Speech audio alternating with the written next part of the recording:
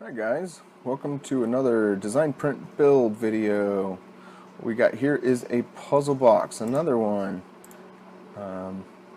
This time it's a little more complicated, so the hidden geometry. As you can see, there are these unique keyways. So a bolt right here slides back and forth on this slider and runs back and forth, and then you choose a keyway to go down, which you of course can't see, and if you choose the right one, you'll slowly make progress through this. There's another slider on this side as well, and so this slider goes through keyways as well, and eventually each of these pieces slides over a notch. And then I guess I can show you real quick. So the first one, this first piece over here, has room to drop down 3 millimeters, and then 3 millimeters. Oh, no, I'm sorry. This one moves over 3, and then up 3. Yada yada yada. You keep working around, and slowly that slider gets moved back and forth into the right positions to progress. And if you're lucky, you'll be able to get to this final point. You'll have made 3 drops where, that would be pretty good. But you make 3 drops, and then if this one is in the correct position as well, it'll move out of the way for this guy to make his final drop, which then allows this lid to come off. And then if you're observant, at that point the box will be open. If you're observant enough, you'll notice that there's a second opening. So that's the gist of this puzzle box. Quite a few moves to get it open. Now, where did this come from? Well, I mentioned Bruce Viney later on. I've done a few iterations here. And so it may look like a lot of work, but really it's copying and making small adjustments. So here is this wooden one that I kind of recreated in CAD, and then I made it a little more print-friendly. So here's the print-friendly version with the replaceable. And now this is a triple slider that I show later on. And then I made a double slider because that was like a 29-hour print. This guy was I don't know, like a 23-hour print for the double, the same width still. And then a single slider, same width and depth. And so this one, I think this didn't shave off much, maybe 18 hours or something. So then I was like, okay, we got to make this reasonable for print time. So then what I did was I reduced the depth of it down quite a bit, and that was still a pretty long print. So then I reduced it even further, and I wanted to check what those were with the reduced depth as well. So I reduced it further. And then it was still fairly long, like maybe 11 hours or something. So then I came over here and I shrank the width of it. So this only has 4 pathways, where this one has like 5 or 6 pathways. It depends how you design the pathways. And so each pathway requires, testing to solve the puzzle. And then I think... yeah, there we go. So then this is the actual one, the final design that I did for, yeah, this is the final print that I actually prototype out. I don't remember what differences I made here to here.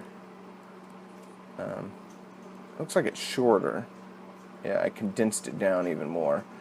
And now this is another one that I'm working on, but it was supposed to be 2 millimeters thick.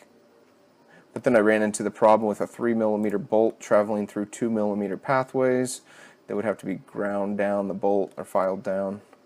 So then I backtracked back to this. So the cool thing, which you'll see in a minute, is that these pathways are, pardon me, these pathways are print. You can quickly print a small pathway, and you can generate your own, which makes it really changeable, adjustable, user Independent user combinations are always fun. And these are print in 10 minutes, by the way. I've printed a couple of these to try different ones. So anyway, that's pretty much it. I guess next up we'll go ahead and... I was trying to make that thinner. I was thinking on this next one, which I might go back to, I was thinking a 50 millimeter cube. A 50 millimeter cube. So, anyways, I will probably release all of these at some point, but at the moment I need to get some tolerances cleaned up. So, there you have it. I hope you guys like the build, and see you soon.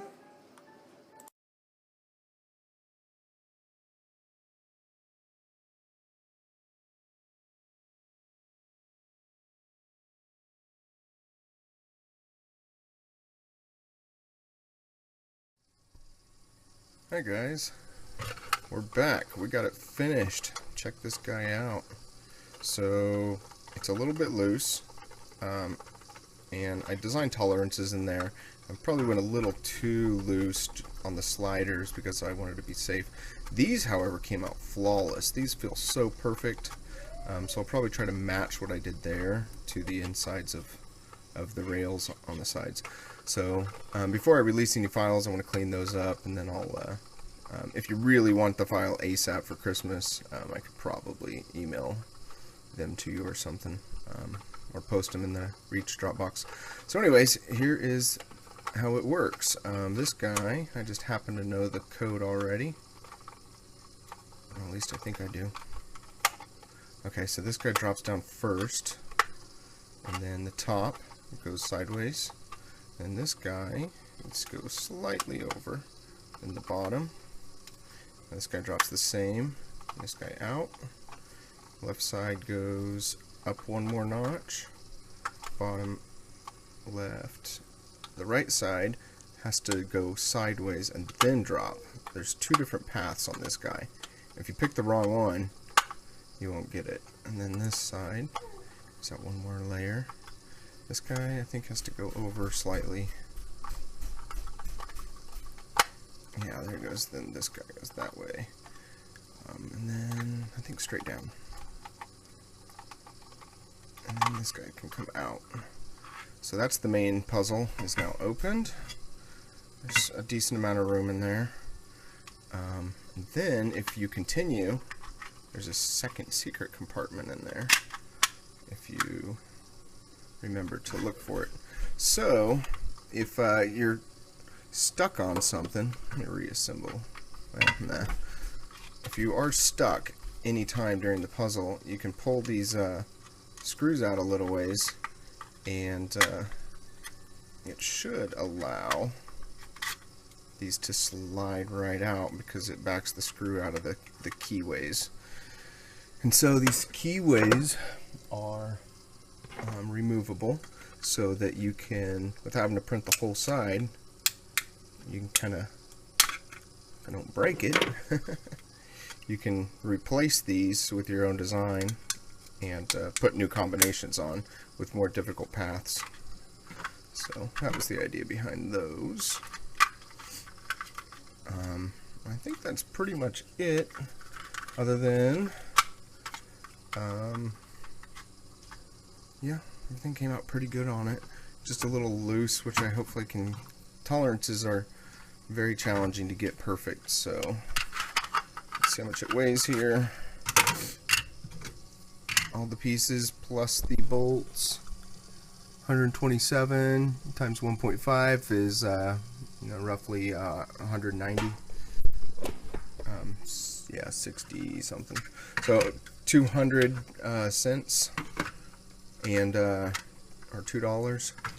So these bolts right here, these guys are M3 by 8s, the same that the Reach uses for motor mounts for the NEMAs. So M3 by 8. And I think that pretty much covers it. Oh, the idea of this came from a puzzle box that I built.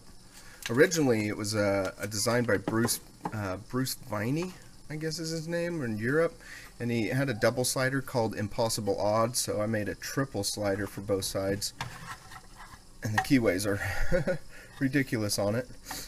And so that's these guys. It's a very, very, very, very, very challenging puzzle. It's quite a challenge. Anyways, pretty much impossible if you don't kind of know the code or have a couple months of time. But this one, I think a person could run through the different possibilities in probably 3 hours, probably at the most, if not maybe an hour. I bet you could get it, or less. You might stumble on it within 30 minutes. So there you have it, guys. Hope you enjoyed, and I'll catch you next week.